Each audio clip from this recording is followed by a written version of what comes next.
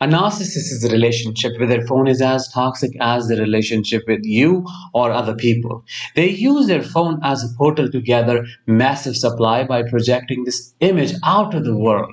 This image that is quite fake, and nobody truly gets to know or experience the real person behind the screen. Nobody knows the person behind these sweet, spiritual, or charming messages. That is what we are going to explore in depth today. Hi, I am Danish, a narcissistic abuse recovery professional, and in this video, we are going to know 7 phone related weird habits of a narcissist. If that sounds interesting, please make sure that you are subscribed to this channel by pressing the subscribe button, and please stay updated by pressing the bell icon as well. Also, make sure that you subscribe and follow if you're listening to this episode on a podcast channel. Let's get started. Number 1, they take their phone everywhere. A narcissist has to be in control of the situation. Therefore, they have to be in control of what is going on and who has access to the information related to them. Everything they do online is in the phone. So if they place it anywhere without their presence near it, they would be sorted out. You would know what they're up to. You probably might search their phone and know exactly what they are doing. So they take this thing to every place they go. It doesn't matter where they are, who they are with, what they are doing, their phone would be there with them. That is a given. They could be in the shower, taking the shower, but they would place the phone on the shelf. They would be in the washroom using the toilet, and it would be still there with them, and they would be spending hours there because that is the place where they do stuff. They would be talking with someone, they would be out there, but their constant focus would be on the phone, what is popping up on their phone, or if they need to turn it upside down, or if they need to put it in the pocket. They are addicted to their phone. The matter of fact is that this thing is not a device for them, it is their extension, because it is the source of supply from them. It is the point where they get in touch with the other parts of the world, with people quite distant, and get supply from them without having to put in a lot of effort. So that is what they do with the phone. They carry it with them everywhere they go. Number 2, despite being with you, they have multiple profiles on multiple dating sites. Of course, as I explained in the point number 1, they have to have this constant source of supply, and you are not enough. Having these multiple dating profiles on different dating sites, they are able to target different countries, therefore different men and women, and getting this surplus supply, and it is available readily whenever they want to.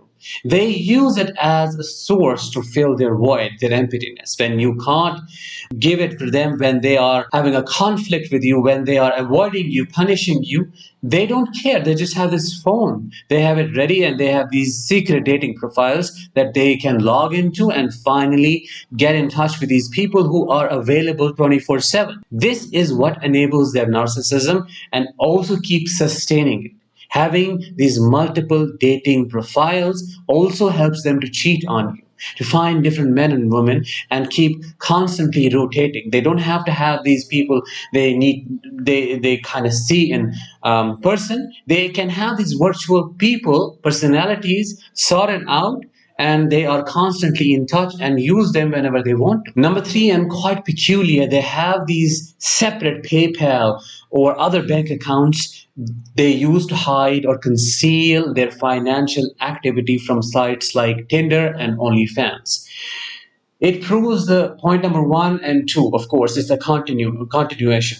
They use these financial accounts only for the specific purpose to pay for stuff like paid virtual sex, paid virtual things. I don't know, whatever is possible, whatever you know of.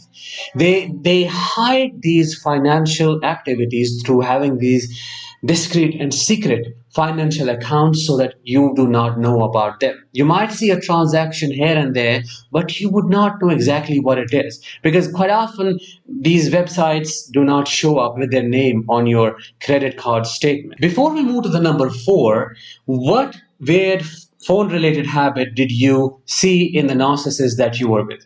Drop your experiences in the comments below and help other survivors feel validated.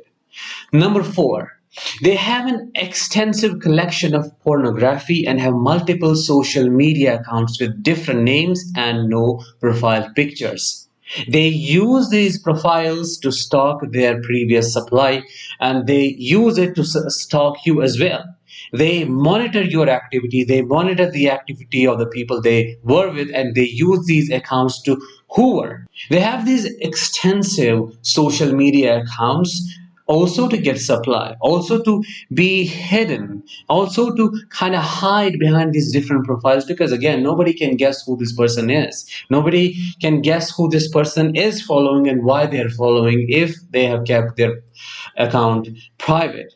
They use social media heavily, not only to get massive supply, but also to project an image out there that is not real. So they kind of establish this authority, but it is all fake. Talking about pornography, some of them are addicted to it, and most of they have their special categories that they are addicted to, that they like to watch more than others. So they have this collection in their devices, in their phone, that they can readily get access to and basically use it to degrade you, use it to demoralize you, use it to satisfy their never ending thirst for supply.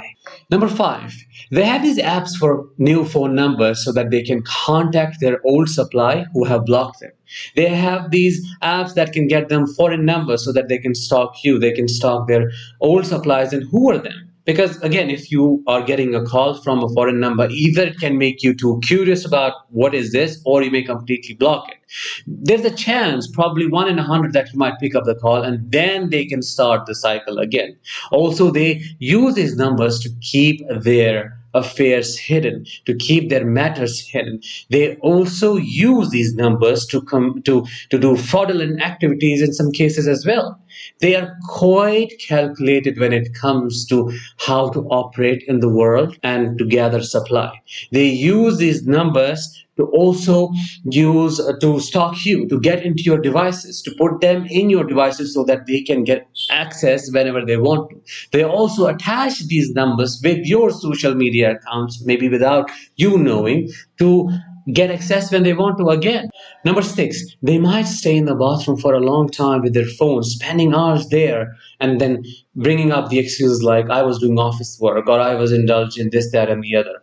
But that is the place, as I mentioned earlier, to get into their harem of supplies and get a lot of it to probably either masturbate or do something that gives them supply, that is used for supply. It is never about the office work. It's never about anything that is not related to cheating, that is not related to stalking, that is not related to hoovering, that is not related to sexting, that is not related to the overuse of pornography or addiction to something like that. They stay there, do the stuff, and then come out after a long time, making you confused what the hell was going on in there. Number seven, and the last one, they turn off all the notifications on their phone so that nothing is displayed in there, so that you do not know what apps they're using, what is going on in there, what's happening. And they do this more so to hide that extramarital affair they're having. They are quite secret, they are quite planned,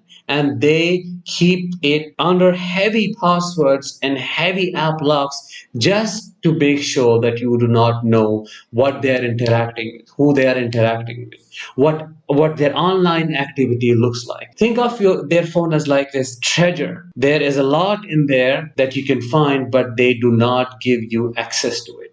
In short, and in a nutshell, their relationship with the phone, with the smart device, is quite toxic, quite dysfunctional, and it enables their narcissism. In many cases, it becomes an extension of the narcissist because that becomes the only source they can gather this supply from. That was it for today. I hope you found this episode useful. If you did, let me know in the comments, and I'll see you very soon in the next one. Till then, let the healing begin.